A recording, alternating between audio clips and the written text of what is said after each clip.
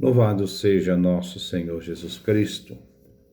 Nós vamos fazer a nossa leitura do livro da sabedoria, nosso 32º encontro, trabalhar a sabedoria, capítulo 14, do versículo de 11 a 21. Façamos a nossa leitura. Por isso, o julgamento atingirá também os ídolos das nações. Porque entre as criaturas de Deus, eles se tornaram abomináveis, escândalo para as almas dos homens e armadilha para os pés dos insensatos. A invenção dos ídolos foi o começo da prostituição e a descoberta deles introduziu a corrupção na vida. Eles não existiam no princípio e não existirão para sempre.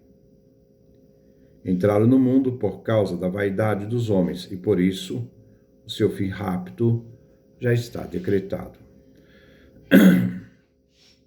Um pai atormentado por um luto prematuro manda fazer uma imagem do filho tão cedo arrebatado. Agora honra como Deus aquele que antes era apenas um homem morto e transmite para as pessoas de sua casa ritos secretos e cerimônias. Com o tempo, esse costume ímpio se vai arraigando e é observado como lei. Era ainda por ordem dos soberanos que se prestava culto às estátuas. Como os súditos que viviam longe não podiam honrá-los pessoalmente, reproduziram sua figura distante, fazer uma imagem visível do rei que veneravam. Desse modo, adulavam o ausente, como se estivesse presente. A ambição do artista promoveu esse culto, mesmo entre aqueles que não conheciam o soberano. De fato, querendo talvez agradar ao soberano, o artista se esforçou com sua arte para torná-lo ainda mais atraente do que na realidade era. A multidão, atraída pelo encanto da obra, considera agora objeto de adoração aquele a quem antes honravam apenas como homem. Isso tornou-se cilada para o mundo. Homens escravizados pela desgraça ou pelo poder impuseram à pedra e à madeira um nome incomunicável. Este é o texto que nós vamos refletir hoje. Versículo 11. Por isso, o julgamento atingirá também os ídolos das nações. Porque entre as criaturas de Deus, eles se tornaram abomináveis, escândalo para as almas dos homens e armadilha para os pés dos insensatos. Os ídolos das nações, isto é, os gentios. A humanidade vinha dividida em duas, de um lado o povo eleito Israel e do outro as nações, os gentios. O julgamento aqui se refere que Deus julgará, irá pedir contas da idolatria, onde o próprio Deus irá intervir. Deus é o único Senhor, dono de toda a criação. As criaturas todas são obras de Deus, porque refletem e participam da bondade divina. Se algumas das obras divinas se tornaram abomináveis, é porque no uso de suas liberdades, a ordem natural das coisas foram mudadas pelo próprio ser humano. Foi o ser humano que violou a ordem e a natureza da criação, criando o culto dos ídolos, esse culto que se tornou causa de pecado para o homem, escândalo e armadilha. Para as almas dos homens, a idolatria é um escândalo, e para os ímpios, uma armadilha, arapuca. Versículo 12. A invenção dos ídolos foi o começo da prostituição e a descoberta deles introduziu a corrupção na vida. A invenção dos ídolos é o princípio da infidelidade.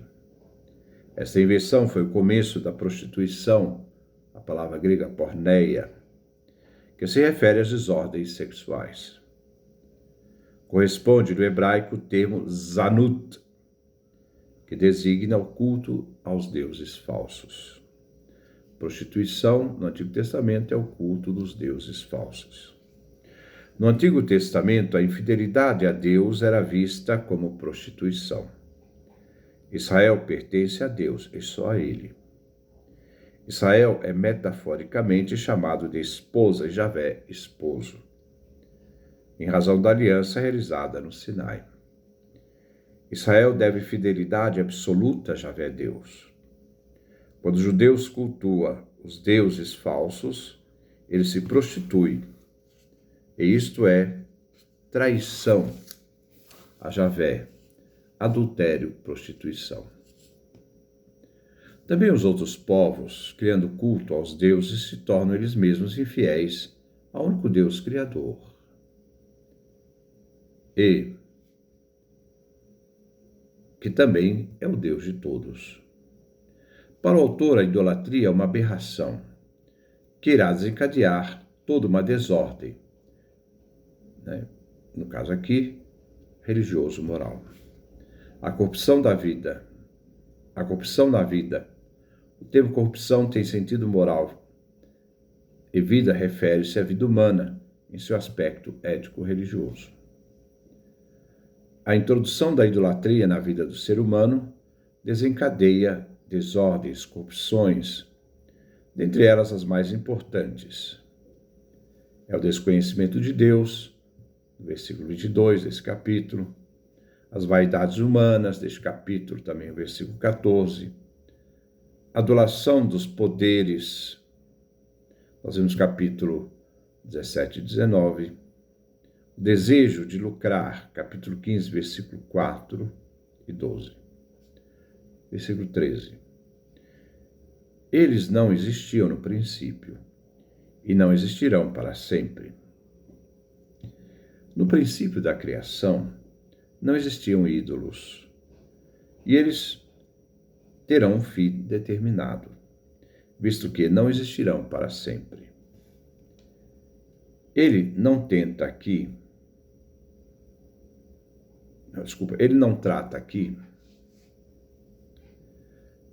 quando teve início a idolatria, visto que a representação da divindade por objetos fabricados pelos homens supõe uma cultura mais aprimorada. O tempo dos ídolos está circunscrito a dois limites: posterior à criação e anterior ao fim da história. Trata-se aqui de uma visão profética. Versículo 14. Entraram no mundo por causa da vaidade dos homens, e por isso o seu fim rápido já está decretado. O mundo corresponde ao âmbito histórico humano. A vaidade, os ídolos que entram no mundo. Por insensatez humana, por vanglória e presunção, tendo uma opinião vã, vazia e falsa. Por isso, diz o texto, em razão disso,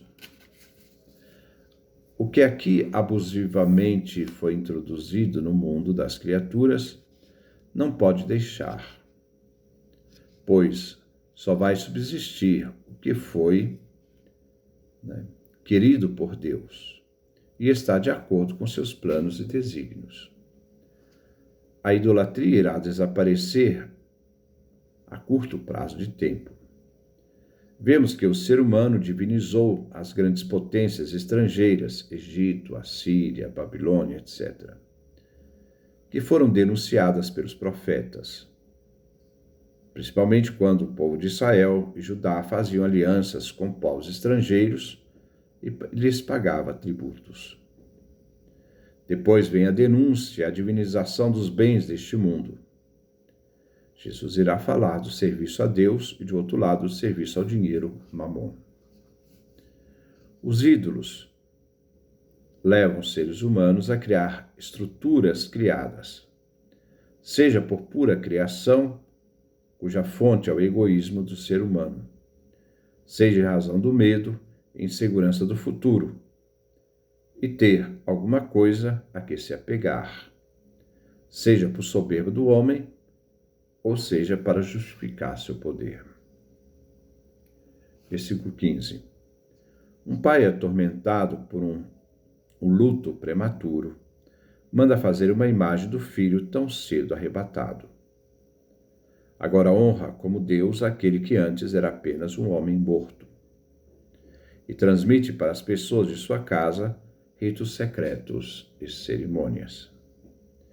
Neste versículo, o sujeito é o pai, que ao perder violentamente um filho, depois institui a ele um culto.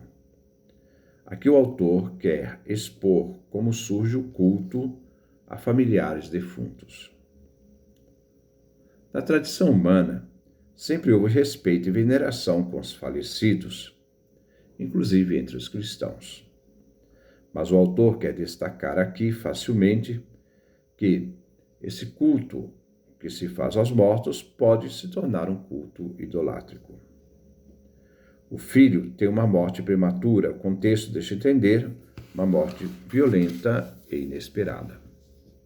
O pai, então, atormentado pela dor, manda fabricar uma imagem do filho morto, arrebatado,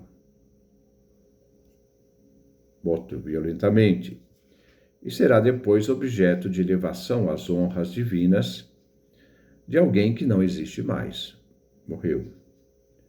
Os mistérios fazem lembrar as religiões de mistérios que existiam na época.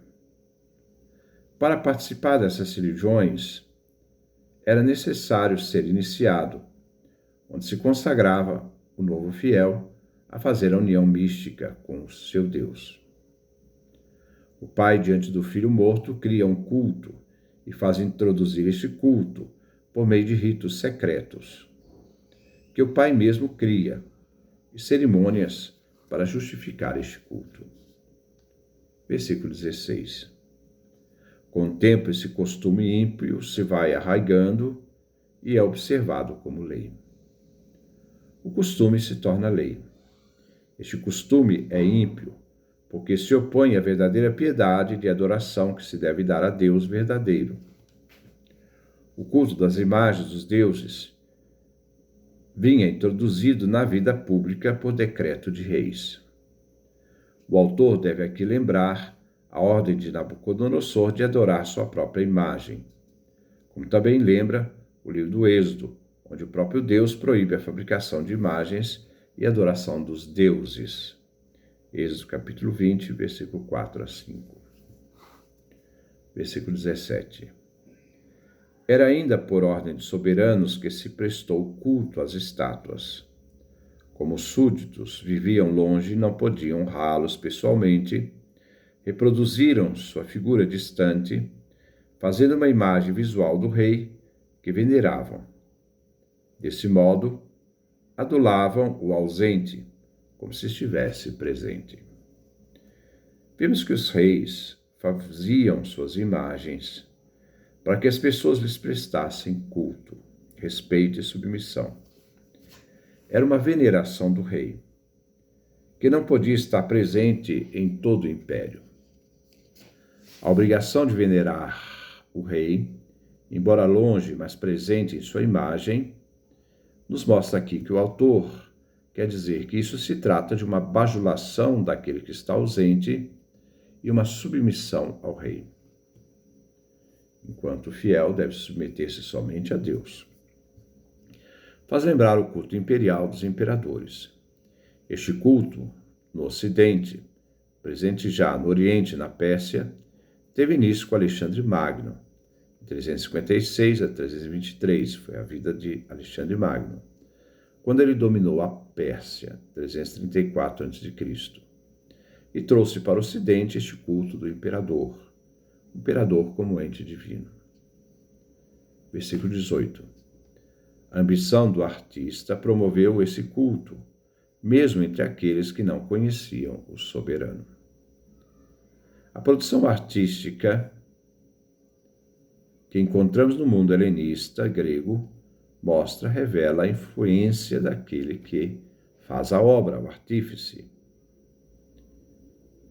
E suas obras de arte, no processo histórico do culto aos soberanos, assim foi crescendo. Por meio de sua obra, aquele que não conhecia o rei faz conhecer por meio da imagem, da estátua do imperador. Versículo 19. De fato, querendo talvez agradar ao soberano, o artista se esforçou com sua arte para torná-lo ainda mais atraente do que na realidade era. O artista faz sua arte e dá um retoque para fazer mais bonito a imagem do rei do que na realidade ele era. Isto é, ele faz o feio se tornar bonito.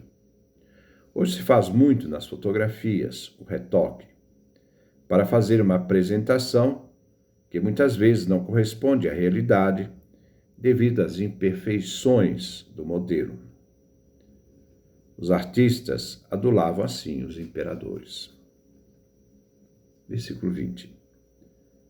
A multidão, atraída pelo encanto da obra, considera agora objeto de adoração aquele a quem antes honravam apenas como homem. O artista o apresenta através do encanto da sua obra. Embora sua intenção não era reproduzir o quadro fiel do imperador, mas ele violenta a sua obra para que apareça a beleza que de fato não existia na realidade. E aquele que era apenas um homem passa a ser venerado, adorado, desvirtuando o verdadeiro sentido da realidade. Uma espécie de Photoshop. Versículo 21. Isso tornou-se cilada para o mundo, homens escravizados pela desgraça ou pelo poder, impuseram à pedra e à madeira o nome incomunicável. Com este versículo, o autor quer resumir tudo o que foi dito sobre a idolatria. A idolatria criada pela arte do artífice é uma cilada, uma arapuca, uma emboscada, que fará os seres humanos caírem no absurdo de serem um dia chamados de Deus. Aquilo que foi feito pelas mãos humanas, aquilo que não tem vida, logo depois é chamado de Deus. Os homens são escravizados pela desgraça das imagens dos deuses, como foi falado, pelo pai atormentado que perde o filho, versículo 15, pelo jugo dos tiranos, reis e soberanos, versículo 16. A inversão dos ídolos traz a imoralidade, a porneia e a prostituição. Para os profetas, adorar os deuses era adultério, imoralidade. Seria trocar Deus como esposo do seu povo. Por deuses que não são esposos e querem tirar o poder divino de Israel, do seu próprio Deus.